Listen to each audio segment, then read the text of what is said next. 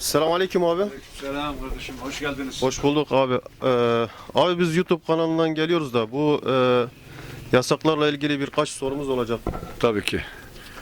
Selamünaleyküm, hoş geldiniz her şeyden önce.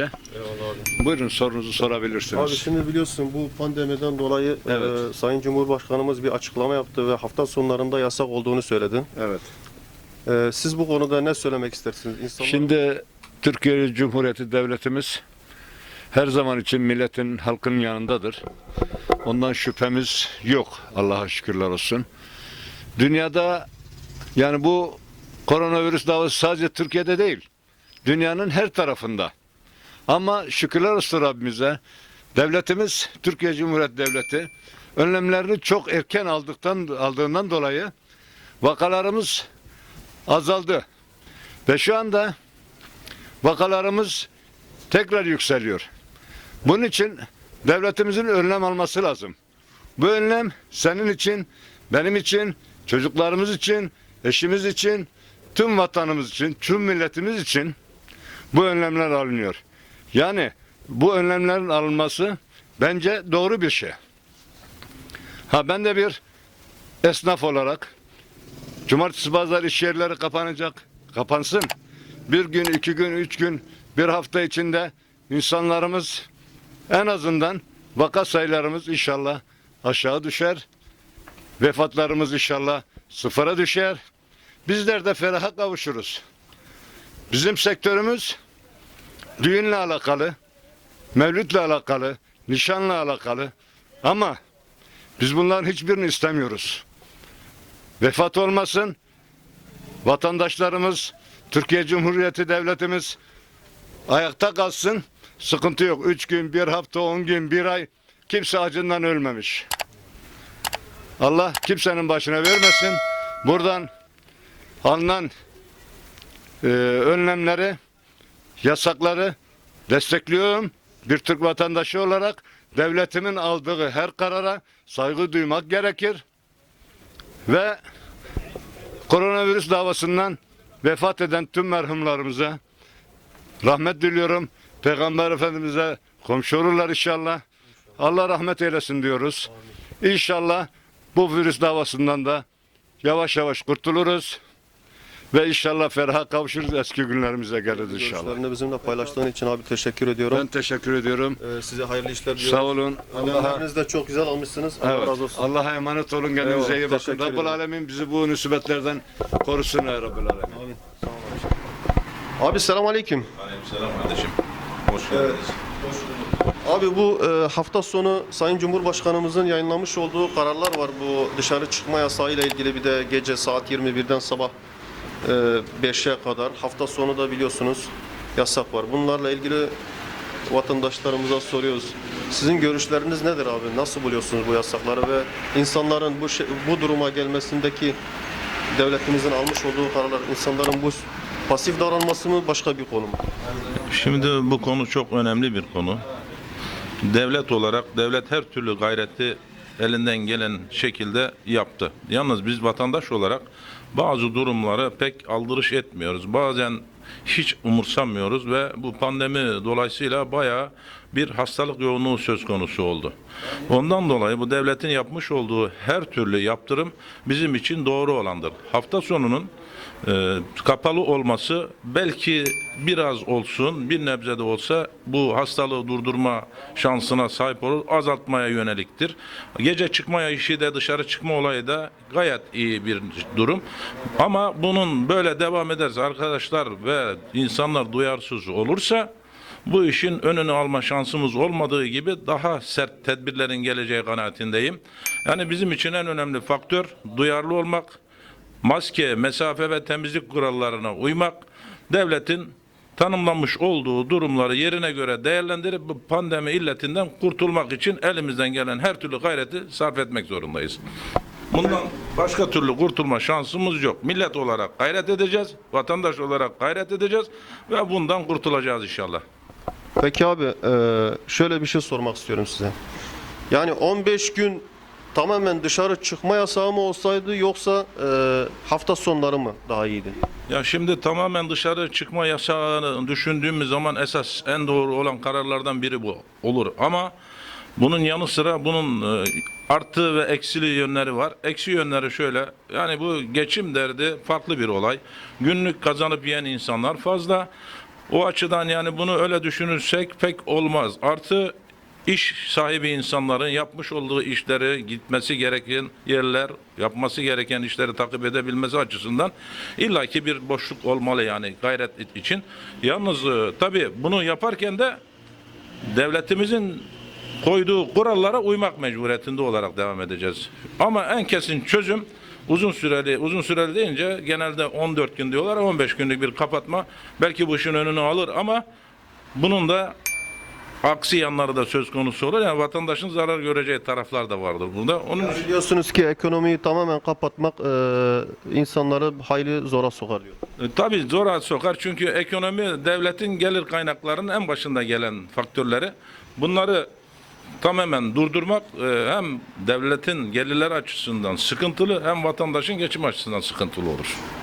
Benim kendi düşüncelerim bu. Abi çok teşekkür ederim. Çok değerli bilgiler verdiniz. Size iyi günler. Sağ olun. İnşallah bu illetten hep beraber kurtuluruz. Güzel günleri tekrar yaşarız. İnşallah, inşallah. Abla iyi günler. Abla birkaç sorumuz olacaktı müsaitseniz. Şimdi bu pandemiyle alakalı abla şeyi soracaktım size. Bu mesela devletimizin bu aldığı önlemler sizce neden bu kadar katılaştı? Neden katılaştı? Çünkü biz insanlar dikkatli olmadık. Herkes sosyal mesafeyi korumadı. Herkes rahat davrandı. O yüzden diyelim. Peki teşekkürler abla. Abi selam aleyküm. Aleykümselam. Abi Sayın Cumhurbaşkanımızın bu hafta sonu için almış olduğu kararlar var. Sokağa çıkma yasağı ve ek tedbirler var. Bununla ilgili bize söylemek istediğin bir şey var mı abi? Yani Cumhurbaşkanımızdan Allah razı olsun doğru bir karar aldı. Memleketimizde aşırı koronavirüs vakası mevcut şu anda. Yani böyle bir karar aldığından dolayı çok memnunuz memleket olarak. Yani inşallah insanların sağlığı açısından daha iyi olur. Memleketimiz için daha güzel olur diye düşünüyorum. Peki abi bu virüs deniliyor ki laboratuvarda yaratıldı, insanlara enjekte edildi. Bu sence Allah'tan gelen bir şey mi yoksa gerçekten denildiği gibi laboratuvar ortamında mı üretildi? Yani onun net bir cevap vermek istemiyorum. Çünkü Rabbim yani bizi sınıyor olabilir. Mükafatlandırıyor olabilir. Çünkü bazı insanlar var harama aşırı derecede kaçmış. Bazı insanlar var yani aşırı şeyler dolaşıyor da yani neden olduğunu pek bilemiyorum. Dış devletlerin bir oyunu da olabilir. Yani Cenab-ı Allah'tan gelen bir musibet de olabilir. Ne olduğunu onun için bilemiyorum. Yani siz diyorsunuz ki insanlar sapkınlığa çok düştü, o yüzden böyle mi oldu diyorsunuz? Evet. Yani Cenab-ı Allah'ın bir şeyi de olabilir yani musibet olabilir, şey olabilir. Yani dış devletlerin oyunu da olabilir. Anladım abi, çok sağ olun. Teşekkür ederim size. Abla iyi günler. İyi günler abi. Abla şimdi bu devletimizin sokağa çıkma kararı var biliyorsunuz. Bu sokağa çıkma kararıyla ilgili neden acaba bu önlemler sıklaştı söyleyebilir misiniz? Ya bu sokağa çıkma yasağı çıkartıyorlar da daha da her yeri kapatıyorlar, iş yerleri kapatıyorlar. Peki biz nasıl yaşayacağız? Ben mesela 4 tane çocuğum var. Onlara bakmam lazım. Yani devlet bunu da bir çözüm bulması lazım. Peki abla şimdi bu insanlar bu kadar sosyal mesafeye ve şeylere dikkat etmiş olsalardı bu kadar önlem almak zorunda kalır mıydı? Hayır, zaten insanlar hiçbir tedbir almıyorlar. Maskesiz geziyorlar, hiçbir şeye dikkat etmiyorlar. Yani biz devlet dedikçe korunun, hayır. İnsanlar istediklerini yapıyorlar, geziyorlar, dışarı çıkıyorlar, sosyal mesafeyi korumuyorlar. Hastalık tabii ki çoğalıyor. Peki sağ olun teşekkür ederim. Ahi selam aleyküm. وعليكم السلام. أخي دولتنا أخذت قرار أني من هنا هي كل أسبوع بدي يصير حظر شو فكرك يعني على الأشغال هاي؟ والله يعني لازم يصير هذا الحظر لأنه إصابات كورونا عم تكتر كتير يعني. بس بالمقابل يعني لازم شوي الوضع يعني خاصة نحن السوريين هون يعني الشغل شوي ضعيف وحظر وكذا. يعني بتمنى الدولة التركية تنظر وضعنا شوي اقتصاديا يعني. طيب لو اخذين يعني 15 يوم حظر احسن ولا يعني كل اسبوع حظر احسن؟ اي نوع احسن؟ لا 15 يوم كتير يعني وراح ترجع عالم من برا تركيا مع كورونا ترجع الإصابات بدها تزيد. يعني حظر راح يصير مثل على الفاضي يعني 15 يوم تجمد البلد وبعدين بترجع من برا تجي إصابات بيرجع كورونا يعني يتم على الحظر هذا كل أسبوع مثلا يومين أحسن. طيب أخي şükran. عفوا أهلا وسهلا. Abla iyi günler, kolay gelsin. İyi günler, sağ olun. Abla şimdi devletimiz bu korona ile ilgili tedbirler aldı. Acaba bu duruma neden geldik biz? Yani insanların sorumsuzluğundan, maske takmadıklarından öyle. Peki bu önlemler insanları daha olacak mı yani? Daha tedbir almaya daha çok yöneltecek mi? Evet yani insanlar önlemlere zaten hani daha tedbirli bakarlarsa daha iyi olur zaten. Peki sağ olun. أخي السلام عليكم. أخي هذا أسبوع في حظر وكل أسبوع من هون هيك بده يصير حظر. طيب إيش شو يعني بتقولوا بهذا الأمر؟ اول شيء السلام عليكم ورحمه الله وبركاته. هلا نحن موضوع الحظر نحن موافقين عليه بس يكون حظر كامل يعني نحن يعني مثل ما بنقول نطلب يصير حظر 15 يوم مشان ننتهي من الوباء اللي اجى على هالبلاد هاي والله يرفع الوباء على هاي البلاد بلاد المسلمين. يعني حظر مثل ما مأجور بيكون للعالم يعني افضل مع حظر هذا الجزء اللي عم يصير. هذا اللي عم نطالب فيه نحن. 14 يوم 15 يوم بينتهي الوباء منه ان شاء الله افضل ما يكون حظر كل نهار والتوقيت اللي عم يروح. طيب أخي شكرا.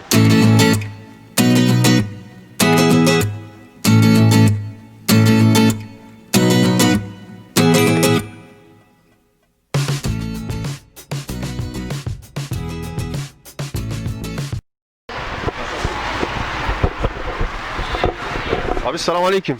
Selam.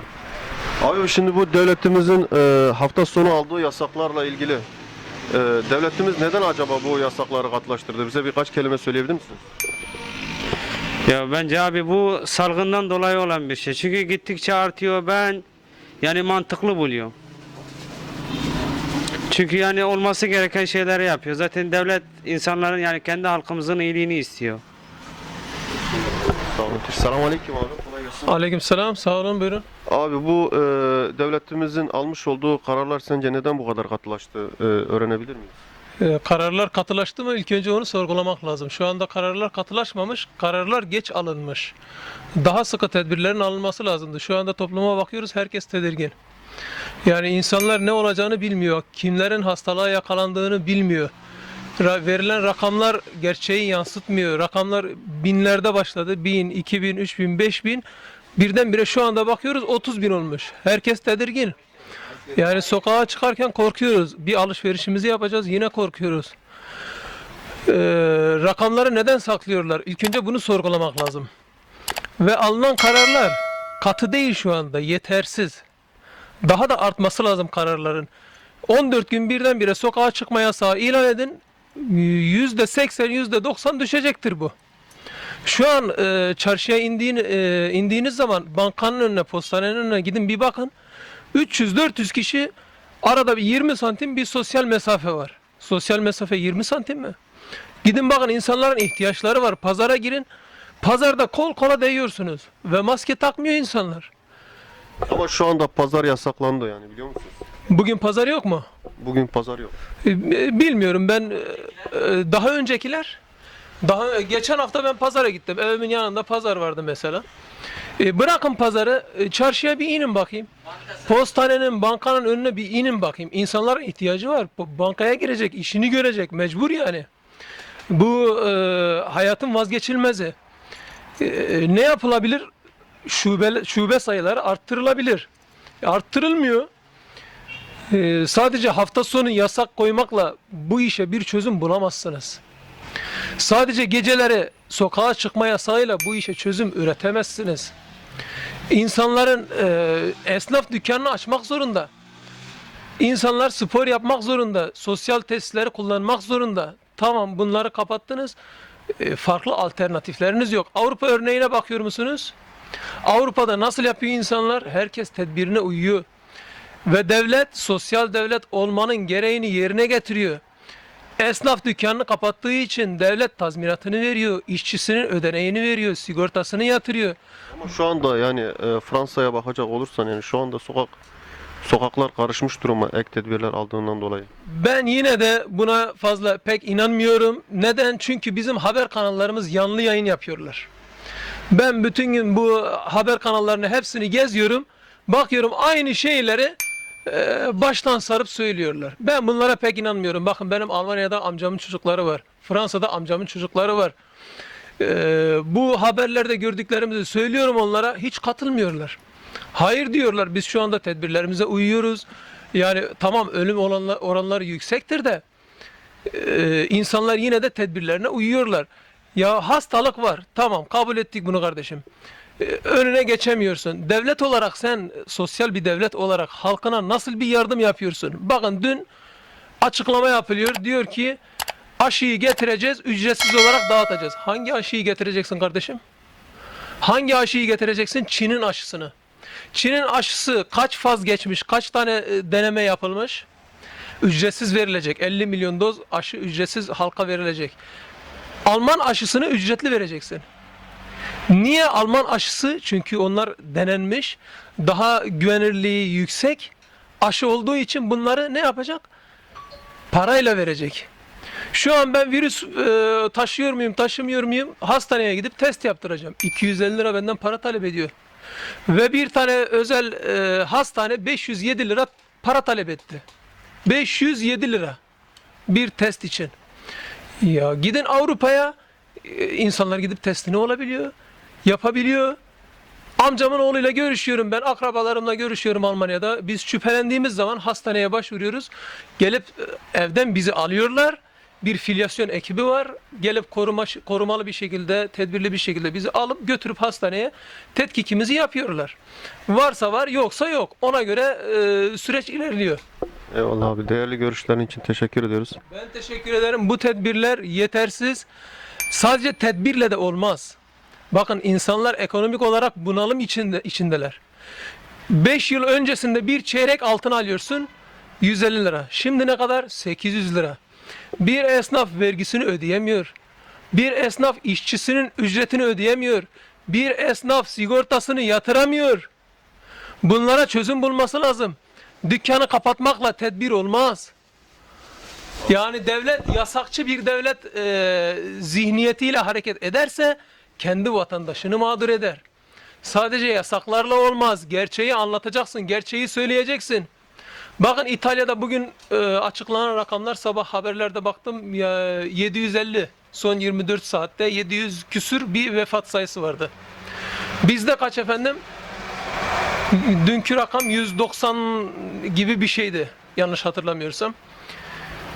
İnanıyor musunuz? Ben inanmıyorum. 3 gün önce benim amcamın eşi vefat etti. Koronadan. Gittim mezarlığa, ben ilgilendim, yardımcı oldum onlara. Gittim mezarlığa, bizden önce 10 kişiyi yıkamışlar. Bizim önümüzde de 5 kişi var. 9 tanesi virüsten, bizimki de virüsten. Etti mi 10. Bizden önce bir tane daha gelmiş, etti 11. Hepsi koronadan. Türkiye'de 850 tane ilçe var. Her ilçede bir kişi günde vefat etse 850 kişi eder. Kimin aklıyla alay ediyorsunuz kardeşim? Halka gerçekleri söyleyin. Peki Siz abicim. gerçekleri söyleyin, biz de ona göre daha tedbirli olalım. Biraz da başkasına sormak istiyoruz. Tabii. Değerli fikirleriniz için. Ben teşekkür ederim. Sağ olun. Kolay gelsin. Sağ olun. السلام عليكم. في هذا الاسبوع حضر احنا ايش السبب اللي خلانا نجي لهون؟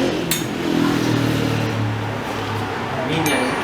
انا يوتيوب يعني انا من قناه يوتيوب. اي تمام على راسي. يعني انتوا جيتوا عشان تشوفوا انه موضوع الحظر انه ليش صار حظر ليش كذا. الحظر صار عشان موضوع الكورونا صار في انتشار كثير عشان الصحة، يعني انه الدولة هي رايدة ورا صحة الناس، انه بدها العالم ما تصاب بالكورونا، ما تنأذى، ما تنضر. انه قدر الامكان لازم الواحد يلتزم بالحظر عشان ما يصيب غيره، اذا انسان مصاب ما يصيب غيره. يعني من هالمبدأ هذا. طيب شكرا.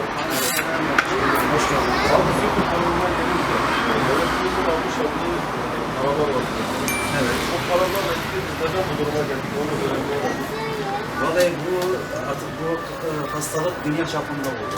Evet. Yani hükümete ne yapabilir, ne yapıyor? Zaten gereğini yapıyor. Ama Allah sonunda yetişir. Bundan bir an önce kurtulmamız. Yani Allah'tan temennimiz budur. İnşallah geçer. En kısa zamanda geçer. Biz teşekkür ederiz. Allah razı olsun.